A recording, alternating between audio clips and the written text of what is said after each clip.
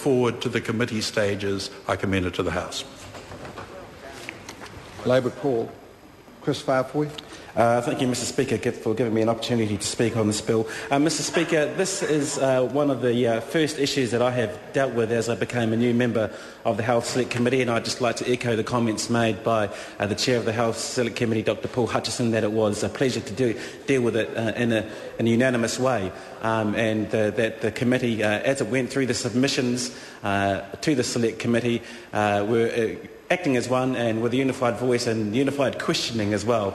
So that was a pleasure to deal with. I must say that of the 150 submitters on this bill, it's fair to say that some inspired me, some really annoyed me, and some outright disgusted me with some of the stuff that they were coming to the Select Committee with in terms of what they had to say about this bill. Mr Speaker, with 700,000 Kiwis smoking at this stage, I think it's pretty clear that smoking in New Zealand is causing significant social impacts in terms of people's health. And, you know, in terms of our support for this bill, Labour supports this bill because our position is to encourage a smoke-free New Zealand by 2025. And I want to paint a bit of a Pacific picture here, if I can, because some Ministry of Health figures in 2008 showed that the New Zealand average for male smoking was around the 26% mark. And for Pacific Islanders, Pacific Island males, it was somewhere around the 35% mark. For females, the reading wasn't much better. On average, around 22% of females were smoking, but for Pacific Islanders, the smoking rate was somewhere around the 28% mark. So Pacific Islanders are disproportionately represented in the smoking statistics in New Zealand. And it's well recognised that smoking is either a risk factor or a cause of cancers, respiratory diseases and cardiovascular diseases. And some research from ASH in 2008 also showed that with the Pacific Island community there were 30 deaths from cancer, around 102 deaths from cardiovascular disease, and 23 deaths from strokes. And smoking in terms of the Pacific Island community is obviously a very significant issue, but the community is dealing with it, and it's also an issue within my own culture. That ASH study in 2008 showed that 42% of Tokelauans were registered themselves as smokers. It was by far and away the largest percentage of Pacific groupings in New Zealand. And I'd like to congratulate the Tokelauan health community. They have recognised that this is a large problem within their people, and they're taking strong steps to try and counter that and to ensure that people to the Tokelauan community is quitting smoking as much as they can. Can I go back to the submissions that were made during the Select Committee process? And I'd like to congratulate a number of the Pacific organisations that submitted to the Select Committee. In particular, I would like to point out one organisation that I think the Select Committee heard from in Auckland, and that was Tala Pacifica. And their program manager, Stephanie Eric, basically said that the thrust of this bill was on the money, that addressing the issues of tobacco, and I'm quoting here, addressing the issues of tobacco accessibility to youth and at-risk populations in New Zealand is a major step towards protecting current and future generations who would have otherwise been vulnerable to the deadly and addictive tobacco products that currently enjoy prominent promotion in retail settings across the country. And she also went on to say that to protect our Pacific children and the wider community from being initiated into smoking, the removal of tobacco retail displays from site is an essential and urgent requirement. And I'd like to congratulate Tala Pacifica for making that submission to the Select Committee, and just acknowledge the important role that Pacific health practitioners play in making sure they can get as many Pacific Islanders to quit smoking. This is also a very topical issue today. Because this afternoon or this morning out on the forecourt of Parliament there was a 200-strong protest, I will call it, of Pacific communities from my own electorate of Mana, predominantly from Porirua East, and they came to Parliament to protest against cuts in the health budget.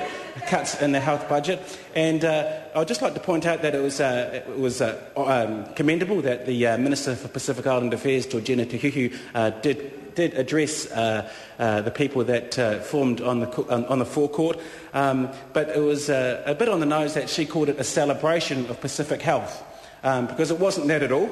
It was a hikoi and it was a protest. It was a hikoi and a protest.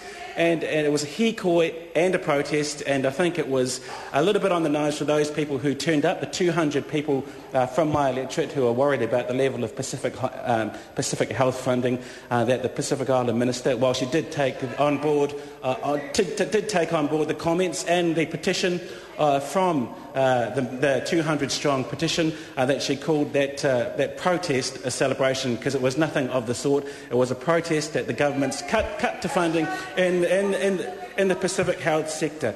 And, Mr Speaker, one of those services, Pacific Health Porirua, does have a very strong smoking cessation program, and they are very concerned about what the cuts to the health budget will do to that. It's not the only Pacific Health provider in Porirua that does have a strong smoking cessation program. And I guess what I'm trying to say here is it's great to have the will, but you've got to back it up with a commitment to make sure that if you're going to try and make New Zealand smoke-free by 2025, that you back it up with commitment and the funding in the communities that are going to make a big difference, as I mentioned before, predominantly the overrepresentation of Pacific in those smoking sets. You've got to back up the commitment that you make in legislation with the resources to make sure that if you're going to get Pacific Island communities to quit smoking, that you've got the people in those communities who can encourage that.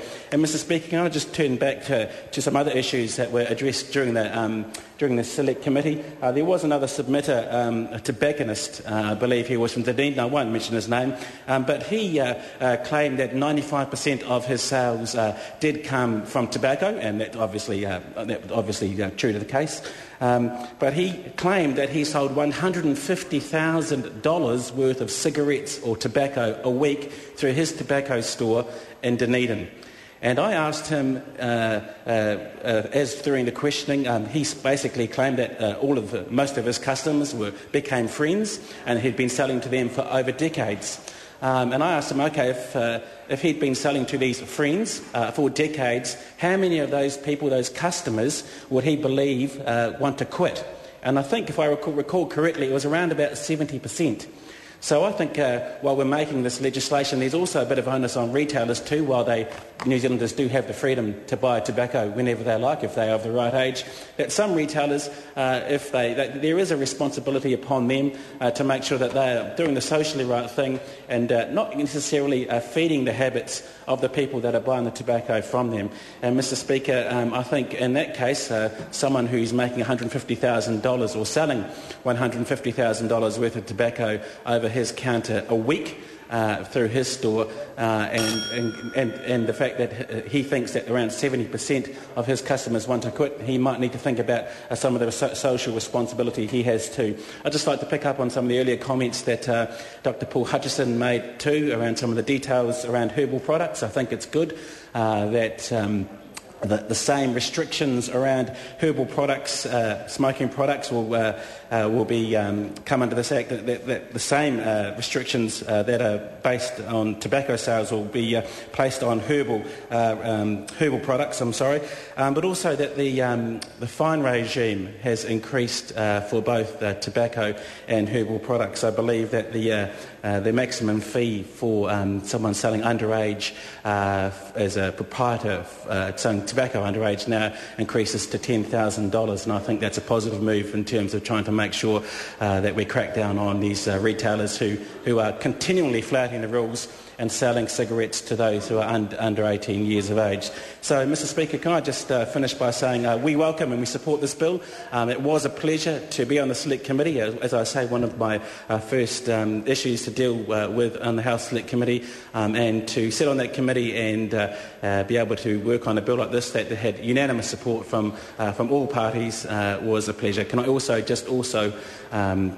commend and congratulate the Minister who is in charge of this bill, the Honourable Tariana Turia, for her work to make sure that action was taken on this. The last Labor government took some real steps and the first marker steps to make sure that we make New Zealand smoke-free by 2025, and the Minister needs to be commended for her efforts to make sure the government made this legislation a priority, even though it took some time for the National Party to make it a priority. The Minister pushed it as hard as she could, and it's a pleasure that it is at this stage of the House. So thank you very much, Mr. Speaker, for the opportunity to speak. Kevin Haig. Thank you, Mr. Speaker.